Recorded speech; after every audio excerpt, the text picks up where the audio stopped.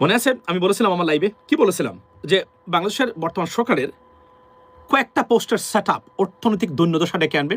ঠিক একই রিপোর্ট বেরিয়েছে যে প্রবাসীরা মানে নজিরবিহীনভাবে রেমিটেন্স মানে ডিক্লাইন হয়েছে গত 2 মাসে এবং মানে মানে মানে 2 মাসে আনবিলিভেবল। ইভেন তো ঈদ গেছে মানে ঈদুল আজহা বা আমাদের সিলেটি ভাষায় এটাকে কি বলে, কি ঈদ বলে জানেন তো? বকরা ঈদ, মানে বকরা ঈদ আসলে ঈদুল আজহা বা মানে আপনার ঈদুল আজহা বা ইয়া that's what it is. So Hajj মানে সামথিং লাইক দ্যাট।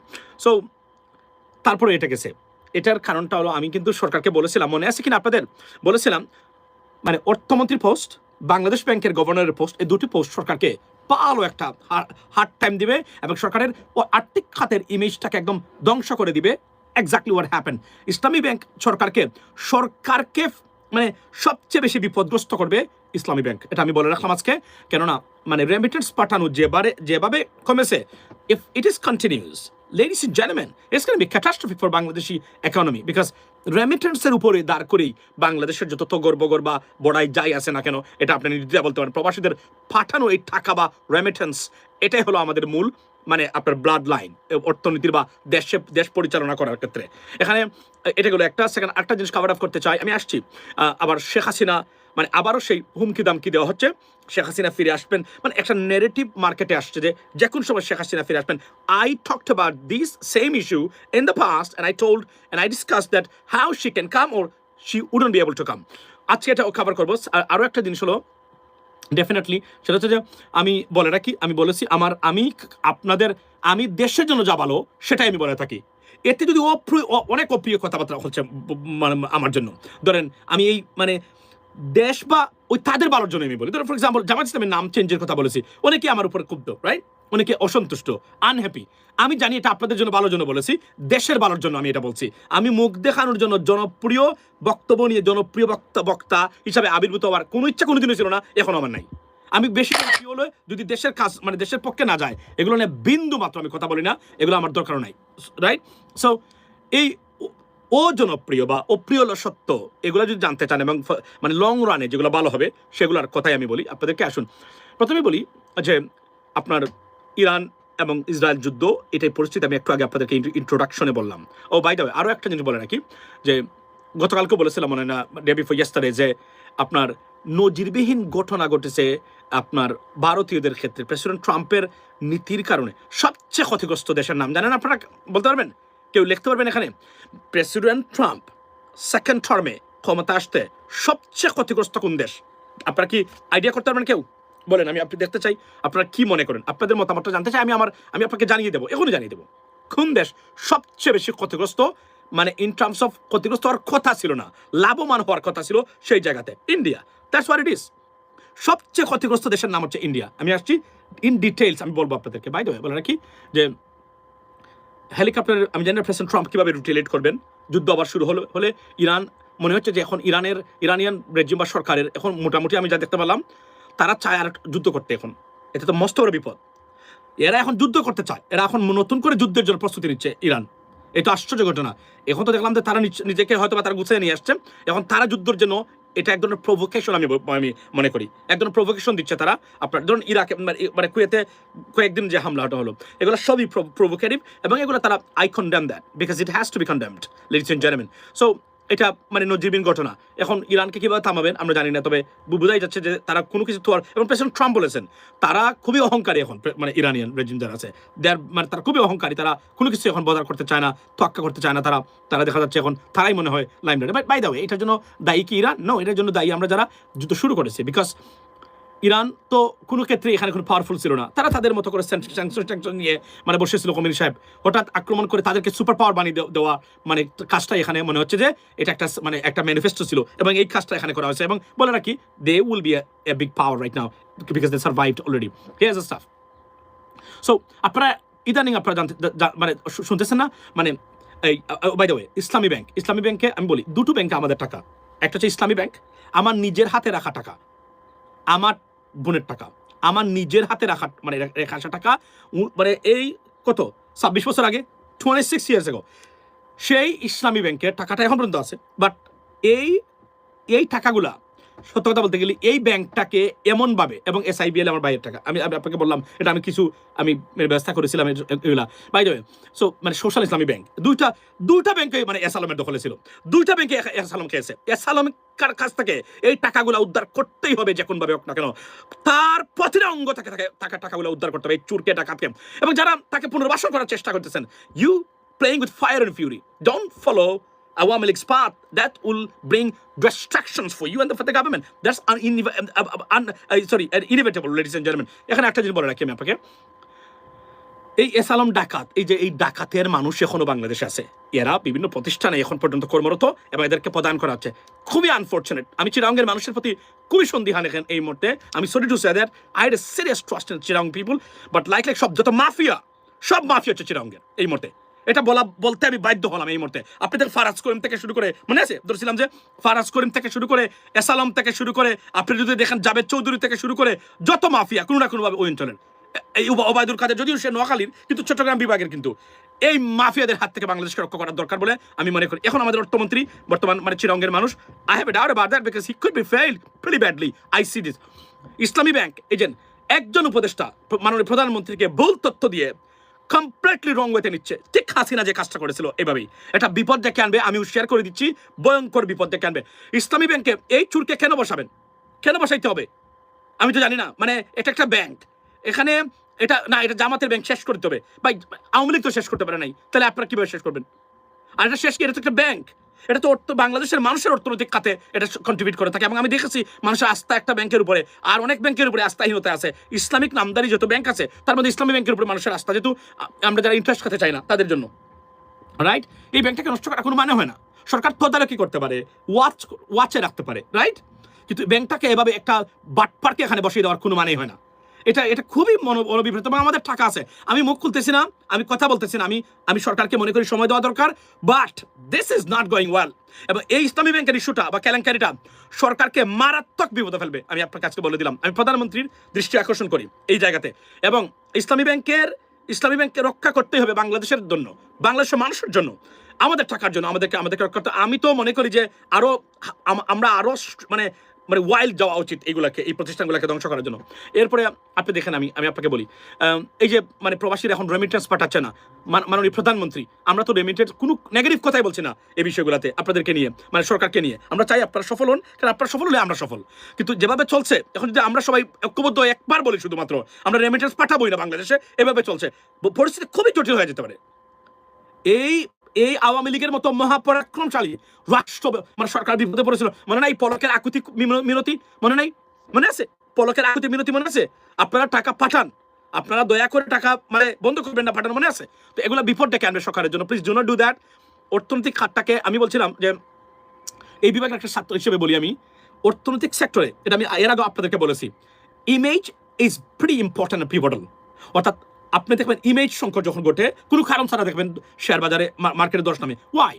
ইরাকে হামলা হয়েছে, বাংলাদেশের বা এশিয়ার চায়নাতে শেয়ার মার্কেটে 10। ওয়াই? বিকজ এই যে ধারণা যে কোনো একটা ঘটতে পারে, এই যে ইমেজটা, এই যে সাইকোলজিটা, এটা খুবই মারাত্মক। আপনি এখানে ভালো মানুষ যারা ফাজেরিব, এদেরকে দিয়ে এটা পরিচালনা করতে হবে। ভিতরে অনেক কিছু হতে পারে যেটা শেখ হাসিনা করেছে, ডক্টরেট পিএইচডি ডিগ্রিধারী মানুষদেরকে বসিয়েছে, আতিউর রহমানের মতো ব্যক্তিকে বসিয়েছে, একজন ক্লিন ইমেজের মানুষ ছিল সে, সেই ব্যক্তিকে বসিয়ে মানে লুটপাট করেছে অর্থনৈতিক খাতে। কিন্তু প্রথমে কেউ জানতে পারে না, প্রথমে বুঝতে পারে না, প্রথমে 7 বছর 8 বছর যে অর্থনৈতিক খাতে কি পরিমাণ লুটপাট মানে শেখ হাসিনা করতেছে। যেহেতু আতিউর রহমান গভর্নর ছিল, উনার উপস্থিতিতেই এই কাজগুলো হয়েছে। উনি যখন ব্যাংক গভর্নর ছিলেন, যখন বাংলাদেশ ব্যাংকের মানে আপনার এই যে টাকা চুরি হলো, তখনকার সময় পর্যন্ত এটাই চলছে। এটা ইসলামী ব্যাংকের অনতি বিলম্বে প্রধানমন্ত্রীর উদ্দেশ্যে আমি দৃষ্টি আকর্ষণ করি, অনতি বিলম্বে আপনি এটার হস্তক্ষেপ করে সমাধান করুন। এখানে যে ডার্টি মাইন্ড নিয়ে ইসলামী ব্যাংকে এই বাটপাটটাকে বসানো হয়েছে, কার পরামর্শে বসানো হয়েছে, এটা একটা মারাত্মক একটা গুরুত্বপূর্ণ একটা মানে ইস্যু। কিন্তু আমি মনে করি এই লোকটাকে এখানে বসানো উচিত হয় নাই, একে চলে যেতে হবে। এই লোককে এখানে থাকতেই পারবে না, একটা দুর্নীতিগ্রস্ত ব্যক্তি, রাইট? এবং বাংলাদেশ ব্যাংকের গভর্নরকে পরিবর্তন করার মাননীয় প্রধানমন্ত্রী, আমি আপনাকে বলি অর্থনৈতিক অবস্থার মারাত্মক ডিক্লাইন মানে এই মুহূর্তে চলছে। এটা আমার কাছে লিঙ্ক আছে, কিন্তু আমি কিন্তু আপনাকে দেখাতে পারি, এটা আমি বলেছিলাম, আমার কথা, আমার ভিডিও সহ আমি একটা প্রোগ্রাম করবো এটা নিয়ে। আচ্ছা, এখন গেল সেকেন্ড থিং, এখন কি শুনছেন আপনারা? যে কোন সময় শেখ হাসিনা চলে আসবে জানেন না? মানে বাংলাদেশের আকাশে বাতাসে বাড়ি হয়ে আসছে, যে কোন সময় শেখ হাসিনা আসবে এবং হুঙ্কার দিচ্ছেন আওয়ামী লীগের নেতাকর্মীরা, যে কোন সময় আসলে মানে কেউ পালাতে পারবেন না, কাউকে পালাতে দেওয়া হবে না বাংলাদেশে, মানে সবাইকে মানে আইনে আওতায় আনবেন, এই করবেন সেই করবেন। আপনি কল্পনা করেন এরা কতটা বোকার স্বর্গে বসবাস করে, এরা কতটা নাইভ, কতটা জ্ঞান পাপী, কতটা মূর্খ হলে এই কথাগুলো বলতে পারে। যে ব্যক্তি এইভাবে হুঙ্কার দিতে পারে, যাদের রাজনীতির অফিসটা পর্যন্ত এখন টয়লেট বানিয়েছে মানুষ, সেই নেতা যাদের কারণে যারা পালিয়েছে তারা আবার বলে তারা ছিঁড়ে ফেলবে, ধরে ফেলবে, খেয়ে ফেলবে। এই কথাগুলা আওয়ামী লীগ বলতো সবসময় যখন তারা ক্ষমতায় ছিল। কাউকে ছাড়া হবে না, মনে নাই শেখ হাসিনা সংসদে দাঁড়িয়ে বলতো তারেক রহমান সাহেবকে প্রধানমন্ত্রীকে নিয়ে আসবেন, এসে তাকে দেখে নিবেন, কাউকে ছাড়া হবে, বিএনপির কোনো নেতা কর্মীকে ছাড়া হবে না, এদেরকে দেখে দেখে ফিরে যাবে, মনে নাই? এগুলো আমরা দেখেছি, এখন রেকর্ডে সবার আছে, এগুলো বলতো তারা। পরিস্থিতি কি হয়েছে আচ্ছা এখন দেখেন। এবং আমি মনে আছে আমি আপনাদেরকে আজকে আপনার সাথে শেয়ার করতে চাই, যারা আমার নিয়মিত দর্শক আপনারা নিশ্চয়ই জানেন আমি বলতাম, মনে আছে আমি কি বলতাম? দেখেন আমার মানে এই প্রেডিকশনগুলো কতটা অ্যাকুরেট ছিল, এটা ভাইরাল ছিল তখনকার সময়। কি Sheikh Hasina will go, no she has to go and she will be gone today or tomorrow. আমি বলতাম না যে মানে একটা সাধারণ সরকার নয়, ডিকটেটর যারা পতন হতে পারে, একটা স্বৈরশাসক দুর্নীতিগ্রস্ত সরকার টিকে থাকার জন্য একটা পিলার্স লাগে, মানে একটা ভিত্তি লাগে। আমি বলতাম না, মনে নাই? ওই বৃত্তিরও শেখ হাসিনা, একটা বৃত্তিও শেখ হাসিনা নাই, অর্থনীতি নাই, জনগণ নাই, ইন্টারন্যাশনাল সাপোর্টস নাই, আমেরিকার সাথে নাই, মনে নাই? মনে আছে আপনাদেরকে? এই কথাগুলো আমি সবসময় বলতাম, তাকে চলে যেতেই হবে, যেতেই হবে, তার কোনো বিকল্প নাই শেখ হাসিনার, মানে চলে যাওয়া ছাড়া। মনে নেই আমরা এইগুলো 2024 এর beginning, from end of 2023 regular continue. যখন নির্বাচন হলো আমাদের ডক্টর ফয়জুল হক ভাই, মনে আছে পিরিজপুরের, এই ফিরোজপুরের এই ফিরোজপুরের ফয়জুল হক ভাই আমার সাথে কথাই বলে নাই উনি 2 মাস। বলছে যে নির্বাচনের আগে আমেরিকা ইন্টারফেয়ার করবে। আমি তো ওনাকে বলতাম যে নির্বাচন হবে না, এই নির্বাচন মানবে না কেউ, এভাবে এসবে। তারপর নির্বাচন হলো, উনি বললেন যে আপনি বললেন এই সেই, তাহলে কি হলো? ওরা তো আবার ক্ষমতা মানে দখল করে নিল, আবারও ক্ষমতা থাকলো। আমি বললাম ভাই জুন পর্যন্ত আমি অপেক্ষা করব, জুন জুলাই আমি আরো কিছুদিন অপেক্ষা করব, দেখি আমি কি হয়। কারণ আমার জানা ছিল আমেরিকা অলরেডি তাকে ব্ল্যাকলিস্টেড করেছে, এই মহিলা কিভাবে তারা টলারেট করবে এটা আমার বুঝে আসে না। এবং উনি যে ব্যবহার কথাবার্তা বলেছেন এটা কোনোভাবে তারা মেনে নিবে না, এবং মেনে নেওয়ার কথা না তার, রাইট? এটা আমার অ্যাসেসমেন্ট ছিল, দেখেন কতটা অ্যাকুরেট ছিল আমার অ্যাসেসমেন্টগুলো, এক একটা অ্যাসেসমেন্ট আমি বলছিলাম। এবং দেখেন আপনি সত্যিকার অর্থেই শুরু হলো, তারপরে মানে মানে আমেরিকার মানে পাল্টা খেলা তারা শুরু করলেন, একের পর এক বিধ্বস্ত হলো সরকার, এক মানে দেখেন আপনি উনি চলে গেল। এবং ওনাকে আমি পরামর্শ দিয়েছিলাম যে কিভাবে উনি টিকতে পারে, মনে আছে? আমি একটা পরামর্শ দিয়েছিলাম যে এইভাবে হলে আপনি বিরোধী দলে থাকবেন, তবে টিকতে পারবেন বাংলাদেশে। আমার এই পরামর্শটা যদি শেখ হাসিনা শুনতেন, তাহলে শেখ হাসিনা বিরোধী দলে থাকলেও এখনো মাথা উঁচু করেই সে থাকতে পারতো, এখনো মানে বিরোধী দলে থাকতে হতো ওনাকে। বাট উনি মনে করেছে ভারতের পরামর্শে এদেশ, ওই যে বললাম ভারতের পরামর্শ, এই দেশকে তারা কন্ট্রোলে নিতে হবে। তাহলে কিভাবে নিতে হবে? যেহেতু সরাসরি যুদ্ধ করে নিতে পারবে না, মানে কোনোভাবে সম্ভব না, রাইট? তাহলে কিভাবে নিতে হবে? আমাদের একজন দাস বা দাসী বা এই জন্য নিয়োগ করতে হবে। এবং এটা হচ্ছিল শেখ হাসিনা বা আওয়ামী লীগের চেয়ে পারফেক্ট বা ভারতীয় দাসী আর বা দাস বাংলাদেশে একটাও নাই, ওই এদের মতো। সুতরাং তাকে রাখতে হবে, এবং তাকে রেখেছেন। বিনিময় তাকে ধ্বংস করলেন, আওয়ামী লীগকে ধ্বংস করলেন, আওয়ামী লীগের টোটাল নষ্ট হলো, শেখ হাসিনা নষ্ট গেল, শেখ হাসিনার পরিবারটাও ধ্বংস হয়ে গেল। That's what it is, ladies and gentleman. Now এখন কি, এখন হলো যে কোন সময় আসবে। এবং শেখ হাসিনা বলতো না, মানে একটা নেগেটিভ ছিল না, 2টা নেগেটিভ ধ্বংস হয়ে গেছে মানে আওয়ামী লীগের, মানে বাংলাদেশে। একটা কি, প্রথমটা বলি, প্রথমটা হলো যে আওয়ামী লীগকে কেউ কখনো ক্ষমতা থেকে সরাতে পারবেন না, হা হা করে আসতো তারা সংসদে, মনে আছে? তারা করতো এগুলা, দেখেন আপনি। তো তারা বলতো যে আওয়ামী লীগ এত শক্তিশালী যে আওয়ামী লীগকে এই করা যাবে না, আওয়ামী লীগের মতো শক্তিশালী এই পৃথিবীতে নাই বৃহত্তররা। গেল কিভাবে? তারা দেখেছেন 330 জনের এমপির মধ্যে 330 জনই পালিয়েছে, 30 জন মহিলা এমপি, তাও বাংলাদেশে থাকতে পারে নাই। কি পরিমাণ অপরাধ দিছিল এবং অপরাধ তারা করেছেন, just imagine, ladies and gentleman. Now second গেল এটা। সেকেন্ড কোনটা? ভারত ছাড়া বাংলাদেশ চলে না, চলবেই না। ভারত ছাড়া Bangladesh is better of and can go আপনার এই এডুকেটলি। এটা মানে বিগত ইন্টারিম গভর্নমেন্ট তারা প্রমাণ করে দিয়ে তাদের এই যে দম্ভ এবং একটা ফলস ন্যারেটিভ ছিল মানে বাংলাদেশ নিয়ে, ভারত নিয়ে, একদম ধ্বংস করে দিয়ে গেছে মানে আপনার ইন্টারিম গভর্নমেন্ট। নাও প্রশ্ন হলো তারাই কি করেছেন? Now we talked about it, I been talking about it for a long time. মনে নাই আমি বলতাম আমেরিকা থেকে গরুর মাংস নিয়ে খাওয়াবো, আমাকে দায়িত্ব দেওয়া হোক, মনে আছে? আমি বলেছিলাম আমেরিকা থেকে গরুর মাংস নিয়ে খাওয়াবো, ভারত থেকে আনা গরুর মাংস চেয়ে কমে। আমেরিকা থেকে পেঁয়াজ নিয়ে খাওয়াবো, ভারত থেকে আনা মানে পেঁয়াজের দামের চেয়ে কম। এই কথাটা এখনো অনলাইনে এবং এটা ইউটিউবের বক্তব্য, ফেসবুকে না চলে যেত। এখন পর্যন্ত ইন্টাক্ট আছে, খুঁজে বের করতে পারবো যে কোন সময়, রাইট? গেলে একটা। এখন একটা নেগেটিভ দেখেছেন, ladies and gentleman, listen to it very carefully. এখন নারেশনটা কি জানেন? এখন নারেশনটা শুনেন। এখন নারেশনটা হলো, সরি, এখন যে নারেটিভটা তা তৈরি করেছে কোনটা শুনেন। যে কোন সময় আওয়ামী লীগ আসবে, একটা সাইকোলজিক্যাল এবং মনস্তাত্ত্বিক একটা গেম তারা শুরু করেছে। অর্থাৎ সারা বাংলাদেশে আওয়ামী লীগ যে কোন সময় আসবে, শেখ হাসিনা যে কোন সময় আসবে, এটা প্রতিষ্ঠা করা অনলাইনে এবং মানুষের সাইকোলজিতে এটা একটা নেগেটিভ। তারা এখন এটা একটা ওয়ার চলছে এখন। দেখেন দেখেন দেখেন, মনোযোগ দিয়ে শুনবেন। যে কোন সময় আসতেছে আওয়ামী লীগ মানে শেখ হাসিনা, মানে বা আওয়ামী লীগ ফিরবে, এর মানে কি? যারা কোনো দায়িত্ব পালন করতে চান বা আওয়ামী লীগের কোনো অপরাধী তার বিরুদ্ধে ব্যবস্থা নিতে চান, সে যেন তটস্থ থাকে, যেন এরা যেন সুযোগ পায় এক ধরনের সাইকোলজিক্যাল বা ডিজিটাল ইমপ্রেশন বা নেগেটিভ ক্রিয়েট করে, এক ধরনের ফোর্স ক্রিয়েট করা। It is an invisible force, ladies and gentleman, yes, invisible force. দেখেন তারা কি করেছে। এটা কিন্তু এখন সব জায়গায় আপনি পাবেন। কিন্তু বাস্তবতা হলো, যারা লেখাপড়া করা মানুষ, সচেতন মানুষ, বুদ্ধিমান মানুষ, তারা জানে শেখ হাসিনা বাংলাদেশে কোনোদিন পা রাখতে পারবেন না, এই জীবনে আসতে পারবে না সে। নাও কিভাবে আসতে পারবে না? আমি কি বললেই কি আসতে পারবে না? আর বললেই কি চলে আসবে? Let's talk about that. আমি তো বলছিলাম তখন, মনে আছে যে একটা সরকার ক্ষমতা থাকার জন্য যে যে পিলার্স দরকার, একটা শেখ হাসিনার পক্ষে নেই। কিভাবে ক্ষমতা থাকে, এটাই সবচেয়ে বড় মানে আপনার ইম্পর্টেন্ট আমার কাছে বোঝা। Now let's talk about this staff, যে কিভাবে শেখ মানে শেখ হাসিনা আসতে পারবে না। শেখ হাসিনা আসতে পারবে না কেননা এই ধরনের অবস্থায় ফিরে আসতে গেলে একটা মানে গোষ্ঠী বা একটা পাওয়ারফুল ফোর্স পৃথিবীতে যার দরকার আছে আপনার, তার নাম হচ্ছে United States of America. If they do not want you, you'll never be able to step in Bangladesh. That is a bottom line. তাহলে একটা, এটা আমি বললাম একটা ফোর্স। তখন তারা যখন কাউকে চায়, তখন there are many mechanisms they will create so that you are bound or forced to accept this reality. It happens if they want it desperately, right? মার্কিন যুক্তরাষ্ট্র জীবনে শেখ হাসিনাকে কোনোদিন প্রমোট করবে না। আমি আপনাকে বলি, মানে কোনোদিন আসতে দিবে না তারা। কারণ মার্কিন যুক্তরাষ্ট্র মনে করে, এবং এই সরকার পতনের ক্ষেত্রে number one cause American support to the Bangladeshi people. Number one support যারা করেছে, এবং আমেরিকান সাপোর্ট ছিল বলেই আমরা শেখ হাসিনার মতো ফেসিসকে আমরা মানে সরাইতে পেরেছি।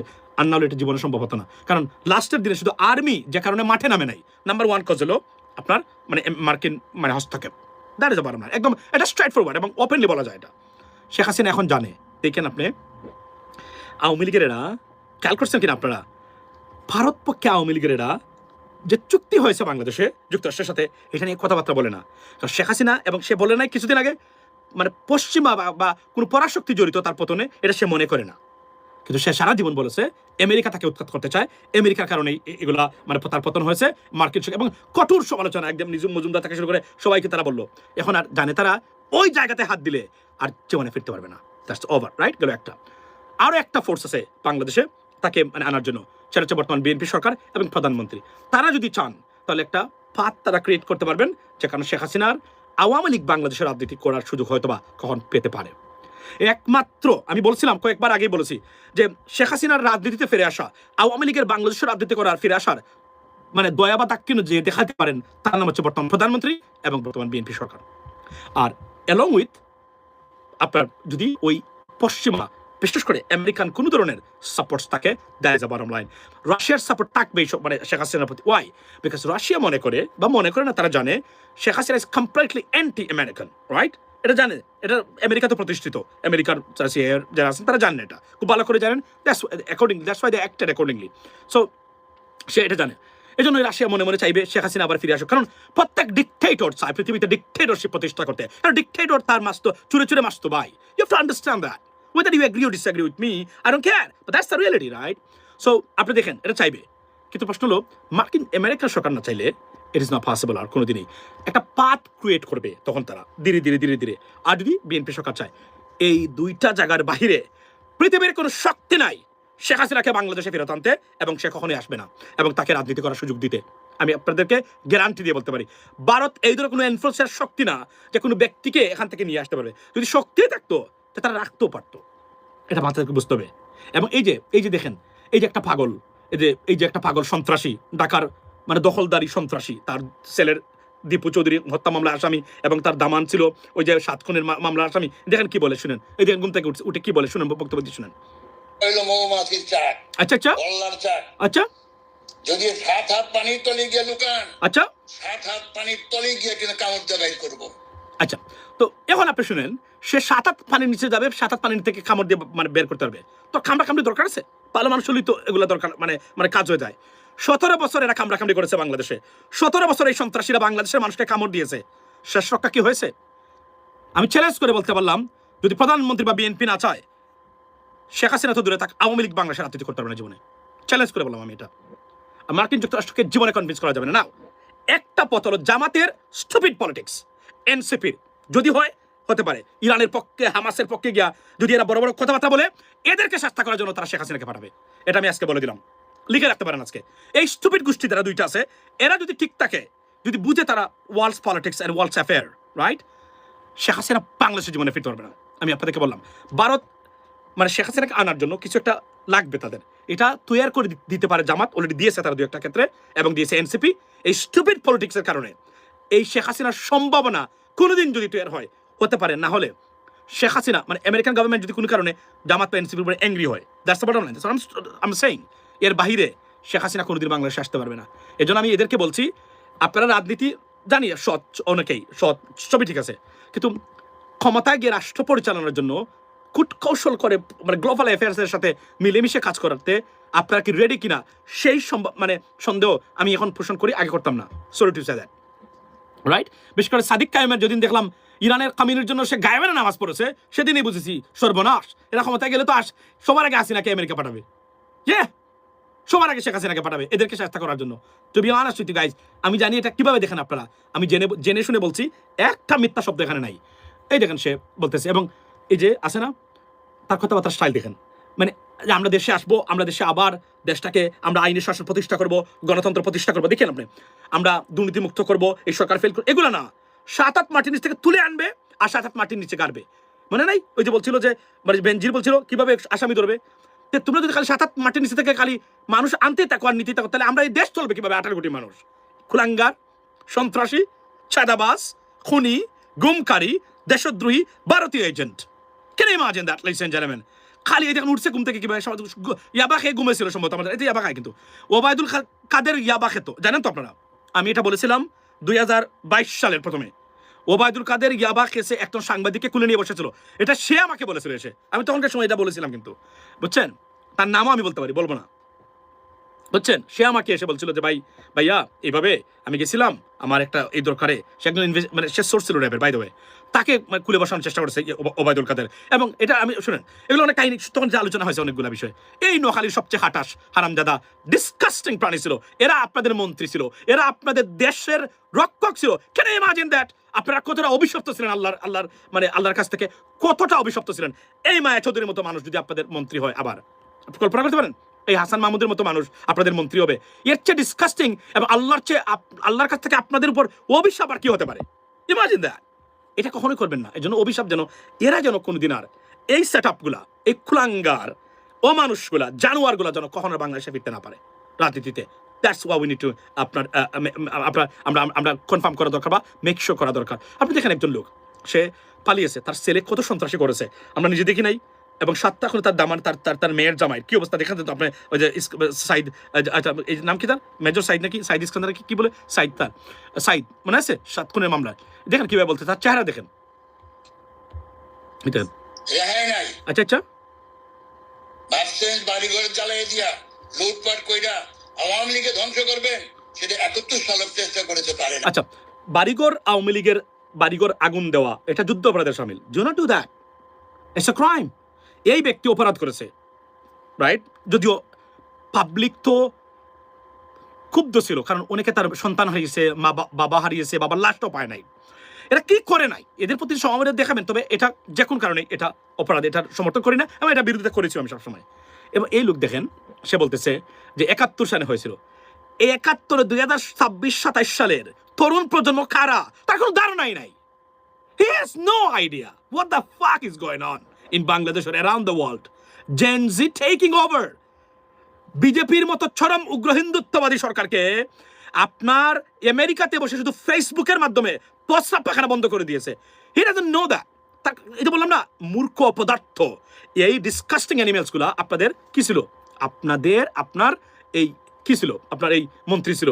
এরা আল্লাহ, আমি তো বলি দেখুন, বিএনপি সফল ব্যর্থ, বিএনপির একজন মন্ত্রী পাবেন না তার মতো, এদের মতো ওবায়দুল কাদের মতো একজনও পাবেন না আপনি। হ্যাঁ বুধাই হতে পারে, আপনি বলতে পারেন। আমরা দেখান, আপনি আমার আওয়ামী লীগের সেট আপের সাথে বিএনপির একজন মন্ত্রী মিলান একজনকে। হ্যাঁ, দু একজন মানুষ আছে যারা আপনি সালাউদ্দিন সাহেবের সমালোচনা করবেন, সালাউদ্দিন সাহেব কি মানে কসাই কামালের মতো হয়ে যাবে? সম্ভব চরিত্র মিলানো? No, it's not going to happen. এটা সম্ভব না। আপনি বিএনপির স্পিকার দেখেন না কেন, এমন স্পিকার বাংলাদেশে কখনো পেয়েছে? বাংলাদেশের ইতিহাসে হুমায়ুন রশিদ চৌধুরী সাহেব ছিলেন প্রচন্ড পার্সোনালিটি সম্পন্ন, আমাদের সিলেটের সন্তান, রাইট? এবং সেকেন্ড পেয়েছে এই আপনার আওয়ামী লীগের ছিলেন উনি ডেফিনেটলি। এই বর্তমানে কে বর্তমানে হচ্ছে মেজর হাফিজ উদ্দিন বীর বিক্রম। এটা একটা great choice, great appointment, undoubtedly সবচেয়ে সেরা অ্যাপয়েন্টমেন্ট হলো এটা, মানে বিএনপি সরকারের। Trust me, by the way, কেউ না কেউ আছে এই সরকারের একজন যে ভিতরে এগুলো বলে। এবং আমি আজকে আমার এই লাইভের মাধ্যমে মাননীয় প্রধানমন্ত্রী, আবারও বলছি, আমাদের পররাষ্ট্রমন্ত্রী গেছেন রাশিয়াতে, আমি জানি এটা খুশি করার জন্য বলে আসছেন কিনা, তবে একটা জিনিস বলে রাখি, there is a red line. উনি বলছেন ব্রিক্সে অন্তর্ভুক্ত হওয়ার জন্য উনি আবেদন বা সহযোগিতা চান রাশিয়ার। There is a fire, do not play with this, there is a fire and fury. এই ব্রিক্সের কারণে ভারতের থেকে সম্পূর্ণ সমর্থন উজ্জ্বল করেছে মার্কিন যুক্তরাষ্ট্র, এবং নরেন্দ্র মোদীর পতন আজ অথবা কাল হবেই ভারতে। এটা আমি আপনাকে আজকে লিখে নিতে পারেন এই কথাটা, মানে সময় ডেট করে লিখে নেন ডায়েরিতে। আজকে বলে গেলাম, this government can not last long. The fall of Narendra Modi government has begun through this cockroach party. I'm telling you today. Trust me. Biden government যখন আসবে, এদের মানে আন্দোলন বা এদের প্রক্রিয়া আর অনেক মানে গুণ এগিয়ে যাবে। এটা আমি আপনাকে বলে রাখলাম আজকে। মানে প্রেসিডেন্ট ট্রাম্প হয়তো বসে আছেন, কোনো কিছু করতেছেন এমনি, কিন্তু বাইডেন ডেমোক্রেটসরা যখন আবার ক্ষমতায় আসবেন, it's gonna go completely wild. I'm telling you today. So এই দেখেন, এদের কাছ থেকে আপনারা দেশটাকে মুক্ত করেছেন, আপনার সন্তানদের এদের কাছ থেকে মুক্ত করেছেন। এর চেয়ে বড় পাওয়া এই 2020 মানে 4 বা 5 বা এই বর্তমান সময়ে আর হতেই পারে না। দেখেন, মানে 18 কোটি মানুষকে সে হুমকি দেয়, মানে সেখানে বসে কোনো কথা নাই। আমরা আসবো ফিরে, আমরা আছে না ষড়যন্ত্রের শিকার, আমরা বাংলাদেশে এসে আমরা আবার আইনি শাসন উন্নয়ন করব, এটা আমরা সবার কাছে সহযোগিতা না, হাত মাটি থেকে নিয়ে আসবে, আবার সেখানে পুঁতে ফেলবে। মানে এগুলাই তাদের মানে তাদের মূল বাসাটাই হচ্ছে এগুলা। আমরা এগুলা নিপাত চাক, বাংলাদেশ মুক্তি পাক, এবং এরা গিয়েছে। আমি আবার বলছি, বিএনপি সরকার যদি সুযোগ না দেয়, শেখ হাসিনা বাংলাদেশের জীবনে ফিরতে পারবেন না। এবং ভারতের -1 মিলিয়ন% ইনফ্লুয়েন্স শেখ হাসিনাকে বাংলাদেশে ফেরত আনার। কিন্তু বলটা কোন জায়গায়? বলটা হলো আমার বয়টা কাকে? জামায়াত ইসলামী। আর বয়টা কাকে? আমার এনসিপিকে দিয়ে। এই দেখেন আসিফ মাহমুদ, সে কি করছে জানেন তো? সে মানে প্রোফাইল পিকচার দিয়েছে কার জানেন? আপনার কিংডম উমের। দরকার কি এগুলোর? এটা একটা কনসিকুয়েন্স আছে, এটা আমি সবসময় বলে রাখি। এরা আমাদের দুই দিন নষ্ট না করে বুর্বক রাজনীতি, সে নিজেকে অনেক বড় পলিটিশিয়ান মনে করে। It's nothing but a child in politics, to be honest with you. It doesn't understand anything else. স্টুপিডের একটা সীমা থাকা দরকার। কোনো কিছু যখন পায় না, উল্টাপাল্টা পোস্ট তখন দেয়। যদি ম্যাচিউর পলিটিক্স করা যায়, আওয়ামী লীগ আর শেখ হাসিনা, বিশেষ করে শেখ হাসিনা, জীবনে বাংলাদেশে ফিরতে পারবে না। That is a bottom line, ladies and gentleman. So what is the king's name? So আমি এটা আপনাকে বলি, হয়তো আপনারা বুঝতে পারবেন যে আমি কি এগুলা বলি, যে আমি কি স্ট্র্যাটেজিক্যালি যদি আপনি বাংলাদেশকে রক্ষা না করতে পারেন, ভাই, you have no idea what kind of projects or programs India has in their minds to grab Bangladesh. You have no idea. কল্পনা করতে পারবেন আপনারা তারা কি চায়, তারা কি করতে মানে করার চেষ্টা করে, কিন্তু পারে না তারা, শুধুমাত্র, রাইট? এতদিন পেরেছি, এখন যদি আমরা সুযোগ না দেই, আবার বলছি আমি, জামায়াত আছে, এনসিপি, এরা যদি ঠিক মতো মানে বুঝে শুনে, I don't understand that. Why you guys go about Iran and Palestine? Why? You have no role, you can't do anything else. পশম মানে ঠিক করার ক্ষমতা নাই আপনাদের বাংলাদেশের এই সেক্টরগুলোতে। Don't even go over there. There are many big parties, pray for them. Big parties, they will take care of it. You have, so এটা করে আপনারা নিজেকে কেন দুশ্মনে মানে পরিণত করেন? মার্কিন যুক্তরাষ্ট্রের রুশান হলে পড়বেন, জীবনে উঠতে পারবেন না দেশ নিয়ে।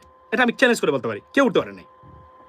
আপনারা ইরানকে মনে করেন উঠতে পেরেছে, এটা ডিফারেন্ট স্টোরি, ডিফারেন্ট স্ট্র্যাটেজি। এটা আপনারা মানে এখানে আমি তো আবার বলছি, কি পরিমাণ pressure president Trump internally American মানুষের কাছ থেকে, মিডিয়ার কাছ থেকে পাচ্ছে, ইউ হ্যাভ নো আইডিয়া। আমি আপনাকে দেখানোর চেষ্টা করি মাঝে মাঝে, কল্পনাতীত। বাংলাদেশের রাজনীতিবিদ বা বিএনপি সরকার উচিত হলো এই যে travel to all countries except Israel. This is another mistake by the government. That's why I reached out to the top level of the government, top officials of the government, and I told them, do not do that. You're making serious mistake. Who told you to do that? এটা আপনি করবেন, বাংলাদেশি পাসপোর্টে পদে তাদের মানুষ আছে যে হেনাস্তার শিকার হবে, ভিসা অফিসার ভিসা দিবে না, নানান কারণে মানে ডিক্লাইন করে দিবে। এগুলা কোনো অবস্থা থাকতে পারে না, থাকা উচিত না এটা। এরপরে এই কাজটা ব্রিক্স আমাদের জন্য কোনো আশীর্বাদ বয়ে নিয়ে আসবে না। ব্রিক্স কোনোদিনই আমাদের জন্য কোনো হেল্পফুল কিছু হবে না, কারণ ব্রিক্সে কি করবেন আপনি ব্রিক্সে? আমরা ব্রিক্সে তো ব্রিক্স কান্ট্রিজগুলোতে তো আমাদের কোনো রপ্তানি নাই। Why don't understand that? এরা থেকে আমরা আমদানি করি, ভারত থেকে আমদানি করি, চীন থেকে আমদানি করি, right? The biggest two countries. আমরা আমদানি করি, রপ্তানি করি কোথায়? আমরা ইউরোপে করি, আমেরিকাতে করি। এখন আপনার যদি টাকা বন্ধ হয়ে যায় এখানেও, প্রবাসীরাও যদি মার খায়, কি করবেন আপনি তখন? বুঝে শুনে কাজ করতে হবে। আমি আবার বলছি, এটা হচ্ছে রাজনীতি না জানা, ওয়ার্ল্ড পলিটিক্সকে ক্লোজলি অ্যাফেয়ার এবং এটা আন্ডারস্ট্যান্ড না করার এই মানে আমি বলি ইগনোরেন্সি থেকে এই জিনিসটা উদ্ভব হয়। Stick to Bangladesh, how to tackle Indian aggression, that is ইট।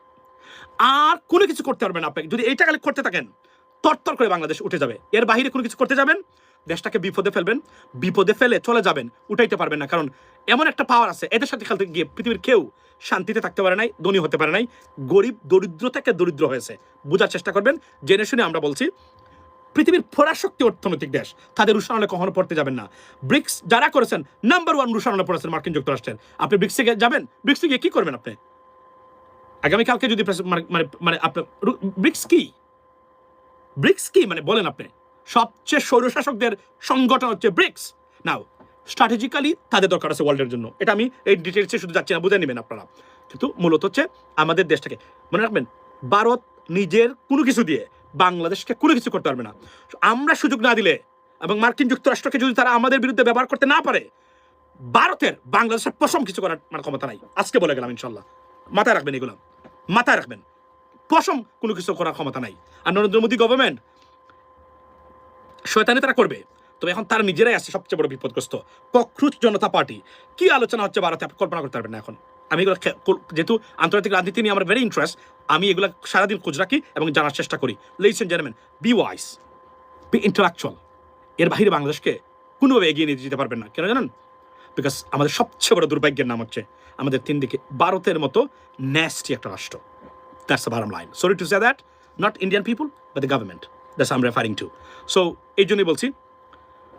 এবং বাই দ্য ওয়ে একটা মানে কথা এখানে বলছিলাম না যে আপনার কি বলছিলাম যে প্রেসিডেন্ট ট্রাম্প যখন সেকেন্ডবার বা প্রথমবার ভারতীয়দের উল্লাস উদ্দীপনা উচ্ছ্বাস, কেন মুসলিমদের বাস দিবে, বাংলাদেশকে তারা দখল করে নেবে। এই যে এবার তারা মনে করেছে ইরান যদি পরাজিত হয় তো তারা বাংলাদেশকে পাকিস্তানকে তারা দখল করবে, বিকজ তাদের এই শয়তানিটা তারা চেষ্টা করেছিল। এরা শয়তান রাষ্ট্র, এদের সবসময় এভাবে dirty mind, never ever trust them, it is the bottom line. So আপনি দেখেন কি করেছে তারা। বলল এখন সবচেয়ে ক্ষতিগ্রস্ত দেশের নাম কি? মার্কিন প্রেসিডেন্ট ডোনাল্ড ট্রাম্পের পলিসির কারণে ইন্ডিয়া নাম্বার ওয়ান। ইমিগ্রেশনে তছনছ সব কিছু তছনছ করে দিচ্ছেন প্রেসিডেন্ট ট্রাম্প। এবং আপনাদেরকে বলি, ভারতীয়দের যে পরিমাণ দুর্নীতি ইমিগ্রেশন সেক্টরে, সবচেয়ে গর্বের জায়গা যেগুলা মার্কেট ধরা এবং মার্কেট থেকে মানে হাজার হাজার ভারতীয়দেরকে মানে আমেরিকাতে পাচার করার যে পলিসি ছিল, সেই যে প্রক্রিয়া, এই প্রক্রিয়াটা এমনভাবে মার খেয়েছে। লেডিস এন্ড জেন্টলম্যান, আপনাদেরকে খালি আমি একটা জিনিস খালি দেখিয়ে যাই, এটা নিয়ে ডিটেলস আলোচনা করব। নজিরবিহীন তছনছ, লক্ষ লক্ষ ভারতীয়রা দৌড় উপরে আছেন। এখন দুঃখ লাগে এতটা ফ্রড হয়েছে এই সেক্টরে। 90% এরিয়া ফ্রড করেছেন তারা। একটু শুনেন আপনারা। কোথায় গেল আমার? আচ্ছা, এই শোনাই আমি আপনাদেরকে। The Department of Labor processed our H-1B visa program. Take a look at this. The Department of Labor processed nearly 7 million visa holders since 2015. Over 70% came from India and nearly 12% from China. And when you zoom in on this map you're looking at, you can see where most are being hired. The dark red spots show a high density of H-1B visa holders. And now we're learning more about the fraud within the program. One former official tells Newsweek that up to 90% of applications, 90% from India, contain fraudulent documents or... Oh, let me explain. Who is this person? উনি president ট্রাম্পের লাস্টে যে governor ছিলেন, উনি মানে আগের টার্মের, উনি প্রেসিডেন্ট ট্রাম্পের প্রথমবারের white house spokes person, press secretary. President ট্রাম্পের প্রেস সেক্রেটারি ছিলেন উনি। হোয়াইট হাউস স্পোক্স পারসন উনি ছিলেন। উনি প্রতিদিন ব্রিফ করতেন। আপনি দেখেন এই মহিলা, উনি ফক্স নিউজের হোস্ট এখন। উনি এটা বলছেন, উনি নাম্বার 1 সবচেয়ে ক্লোজ যারা প্রেসিডেন্ট ট্রাম্পের সাথে, ওনার পরিবারের সাথে, রিপাবলিকান পার্টির সাথে এবং রিপাবলিকান গভর্নমেন্টের সাথে। এই ভদ্র মহিলা বলতেছেন, এটা 2 দিন আগের খবর, আমি এটাকে বলেছি, 80 to 90% ফ্রড হয়েছে। একটা ভূমিকম্প চলছে এই মুহূর্তে, মানে ইন্ডিয়ান মানে যারা এসেছিলেন তাদের মধ্যে এই H-1B ভিসার ফ্রড নিয়ে। এগুলা কি করেছে এখন ভারতীয়রা এমন গালিগালাজ করতেছে ভারতীয়দেরকে যারা প্রেসিডেন্ট ট্রাম্পকে তারা সমর্থন করেছিলেন। আপনি বুঝেন এখন খেলা কোন দিকে গেছেন দেখেছেন তো। অর্থাৎ এরপরে ট্যারিফসের ব্যাপার আছে, পাকিস্তানকে সমর্থন, পাকিস্তানের সাথে নতুন করে সম্পর্কের উষ্ণায়ন হয়েছে আপনার প্রেসিডেন্ট ট্রাম্পের মাধ্যমে এই মুহূর্তে, যে কারণে সবচেয়ে ক্ষতিগ্রস্ত রাষ্ট্র যদি আপনি বলেন এই মুহূর্তে তার নাম হলো ইন্ডিয়া, প্রেসিডেন্ট ট্রাম্পের পলিসির কারণে। Not that he targeted India because he caught their fraud in this sector, ladies and gentlemen. এবং তাদের ডাবল স্ট্যান্ডার্ড হিপোক্রেসি মানে কমপ্লিটলি মানে got caught by president Trump, that's why they are upset. এবং একটা ভয়ঙ্কর অবস্থা এই সেক্টরে হয়েছে, নজিরবিহীন ঘটনা। মানে কান্নার রুল ভারতীয় H1B ভিসা হোল্ডার আছেন তাদের ভিতরে হাজার হাজার দেশ মানে তারা এখন চলে যাচ্ছেন, কারণ এটা ইনভেস্টিগেশন।